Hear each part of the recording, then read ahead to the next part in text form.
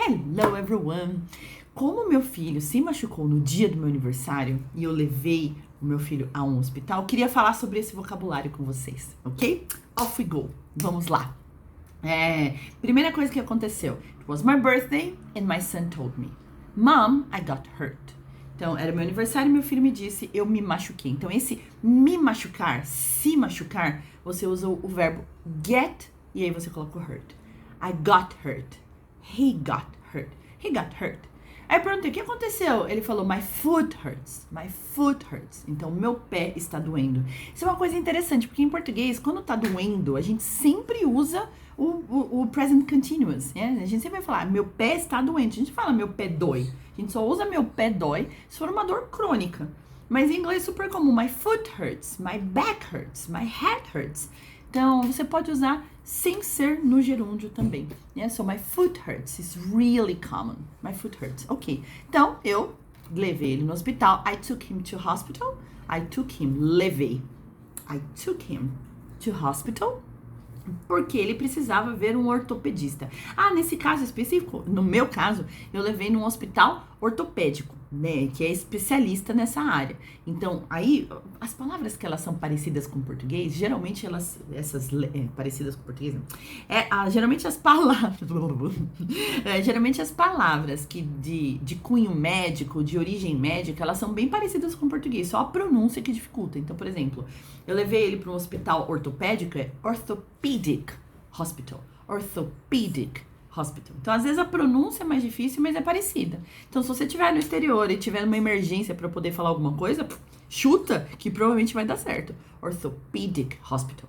E ele precisava ser atendido por um ortopedista. So, he needed to see an orthopedist. Ele precisava ver, porque em inglês você não usa o atender, você não usa attend. Atender é participar de alguma coisa. So, he needed to see an orthopedist. Orthopedist. See an orthopedist. Ok, então ele chegou lá, ele passou por um ortopedista e o ortopedista pediu um X-ray. X-ray. So, he had an X-ray. Aí a gente fala, em português a gente fala, ele fez um raio-x, ele fez, mas em inglês não é nem o make nem o do, é o have. So, he had an X-ray.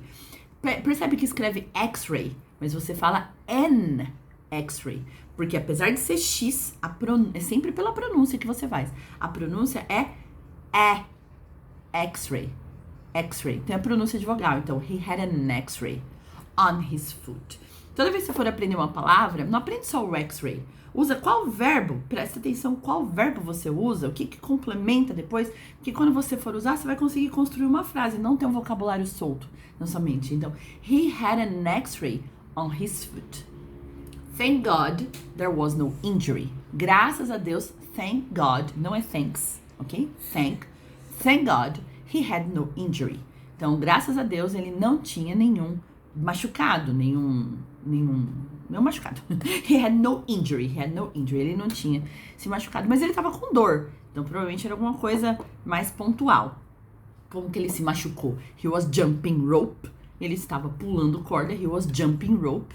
And probably he twisted his ankle.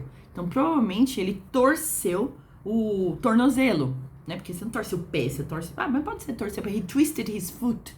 Não necessariamente, porque ele, aqui é o pé dele, né? Aqui é o foot, aqui é o ankle. E essa parte aqui dele, essa parte aqui do pé que tava doendo. Então, eu não sei exatamente if he twisted, se ele torceu, if he twisted his foot or his ankle. Mas ele torceu o pé. E aí o médico decidiu imobilizar, primeiro para diminuir a dor, segundo que, como não tinha certeza somente pelo X-ray o que era, ele achou melhor imobilizar. So, he immobilized my son's foot. Ele imobilizou o pé do meu filho. He immobilized. Tá vendo? Entrou uma outra palavra que vem de origem médica, ela já é parecida de novo. He immobilized his foot. He immobilized his foot. E ele imobilizou como? Tem duas formas de imobilizar. Se você quebrou, if you break your foot, você precisa put your foot in plaster. Então, você precisa colocar o seu pé num gesso, in plaster. In plaster é mais britânico. Se você for falar, talvez se você for para os Estados Unidos, você vai escutar um outro, que é in a cast. So, in plaster ou in a cast. So, his foot is in in plaster, não é in a plaster, é in plaster. His foot is in plaster, or his foot is in a cast. Mas não era o caso dele, como não quebrou, não precisou colocar um gesso, ele precisou colocar uma tala só. So, just a splint. Splint é tala. Então, splint, tala, plaster, gesso. Então, he needs to keep it for 5 days. Então, ele vai ter que manter a splint. He needs to keep his splint for 5 days. And then he sees the orthopedist again. Então, ele vai ver o ortopedista de novo. Ele vai no ortopedista de novo. Tá bom? Então, essa foi a nossa aventura no dia do meu aniversário, após um dia de trabalho. Mas é isso que eu queria compartilhar com vocês. Thank you very much. Wish you all a great day.